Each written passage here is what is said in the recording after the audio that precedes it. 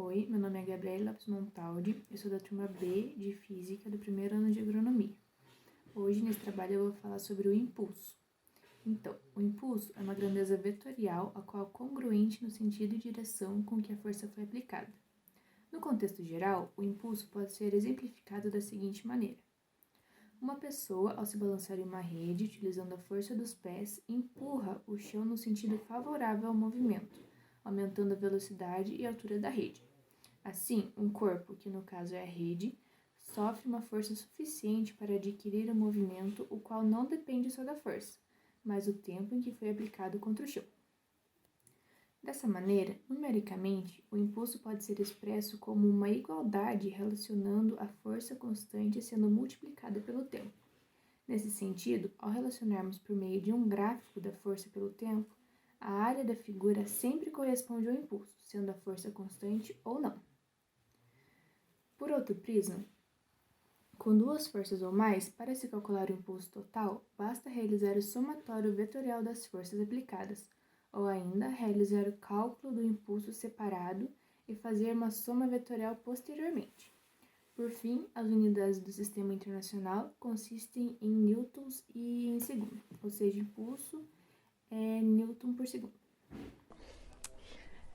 Meu nome é Brenda, eu sou da turma B de Física e eu vou falar sobre o momento linear. O momento linear ele é uma grandeza essencial para o estudo de transferência de movimento em sistemas de 2 ou mais corpos, e quando ocorrem colisões ou outros tipos de interação entre esses corpos. Ele considera a rapidez e a quantidade de matéria se movendo, e a equação dele é quantidade de matéria igual movimento vezes velocidade, que o movimento fica em quilogramas, a velocidade em metros por segundo, sendo assim a quantidade de movimento fica em quilogramas vezes metros por segundo, no caso a unidade de medida.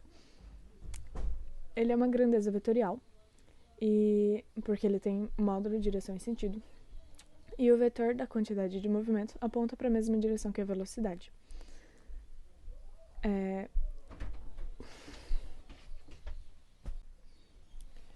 Caso uma partícula adquira quantidade de movimento em sentidos diferentes, é necessário fazer uma soma vetorial.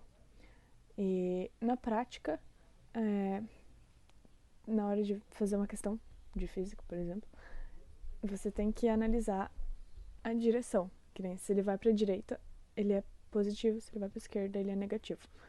Pelo menos assim, na maioria das vezes. Bom, resumidamente é isso. Eu acho que deu para entender.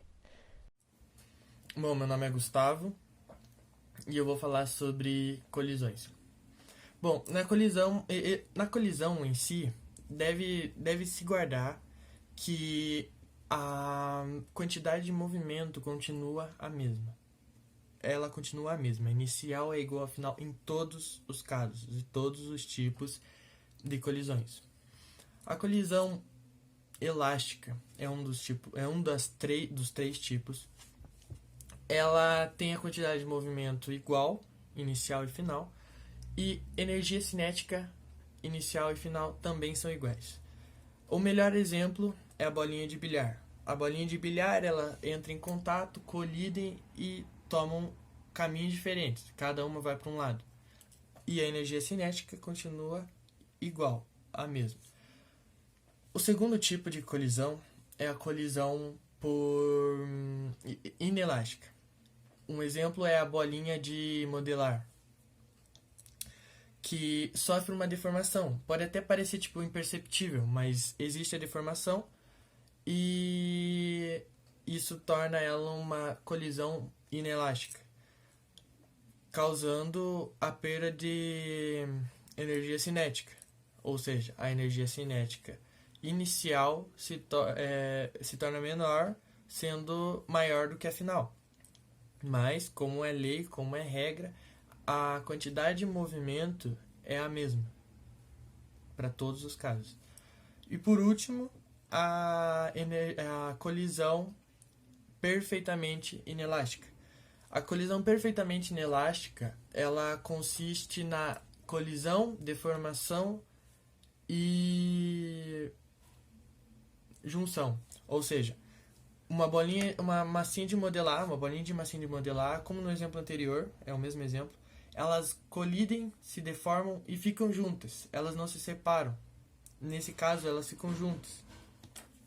Isso resulta numa diferença na energia cinética, que a inicial continua sendo maior. Ela perde, então a energia cinética inicial é maior do que a final.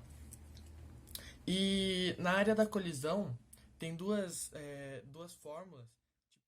Bom, e nas colisões tem as fórmulas M1 vezes V1 mais M2 vezes V2 igual a M1 vezes V1 linha mais M2 vezes V2 linha, que é E igual a velocidade de afastamento sobre velocidade de aproximação igual a V2 menos V1 linha e V1 menos V2 sobre V1 menos V2.